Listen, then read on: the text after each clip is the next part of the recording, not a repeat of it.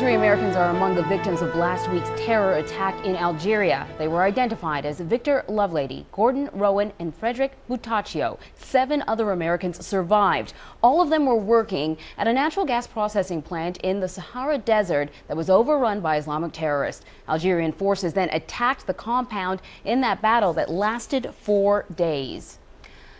And joining us now is retired Major Mike Lyons, CBS News Military Analyst. Good morning, Mike. Good morning. You know, when I heard that the hostage situation had been contained, I thought it was good news. And then you started to hear about the casualties and that many of them were hostages.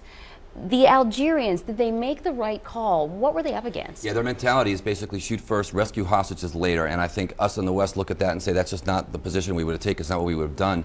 But this is a country that's got long ties of fighting insurgents and fighting jihadists. This is how they do it. And this is how they felt that they had to get that situation under hand. And at this point, it's not something that we can really criticize, is the other thing.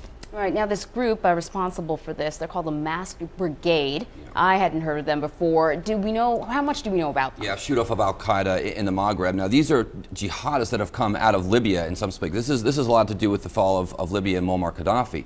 These jihadists now have come across these very porous borders and taken up arms against the conventional governments there and creating jihad, creating war against the established government. So this is just one of them. They had weapons, they stockpiled, they were well armed, and they conducted a very effective military operation. Indeed. And what ultimately do you think they wanted out of this? I think they wanted notoriety, they want to be on the map. If they were looking for money, they surely brought enough ammunition and they brought enough explosives to create the damage.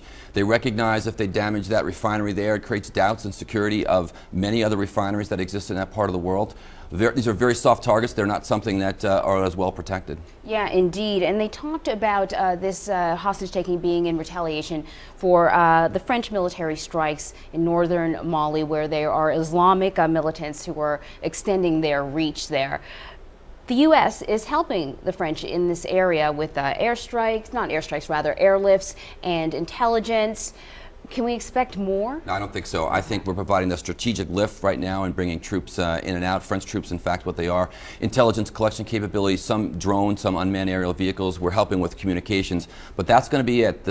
We have a policy against assisting with troops on the ground with governments that are there by coup d'etat. That's Mali right now, so you won't see there. However, it's going to be important that American foreign policy and diplomacy understands that to get other African nations together to work on a solution for the region. It's got to come from the region in containment right now until they can build up their forces to go after these jihadists. Are we looking at a shift in focus when it comes to terrorism, shifting away from the Middle East to this area in Africa? I think this is because the jihadists recognize they can have free reign here. They've taken over a spot in Mali that's twice the size of Germany, for example, and the government now, they control it from an Islamic perspective. So they're going to go where there's no pressure, there's no one there to take them down. That's what they're going to do.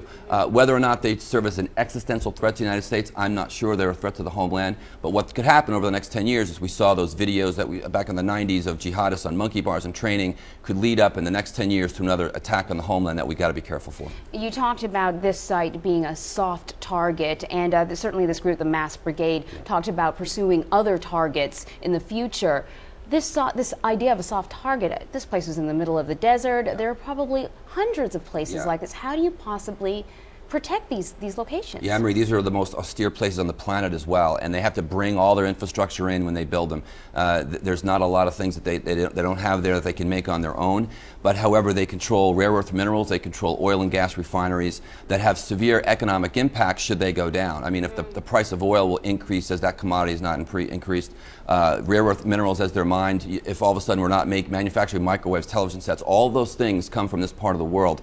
And I think companies now are going to have to make better investments in their security because they won't have the luxury now of having the Algerian government or somebody else protect them.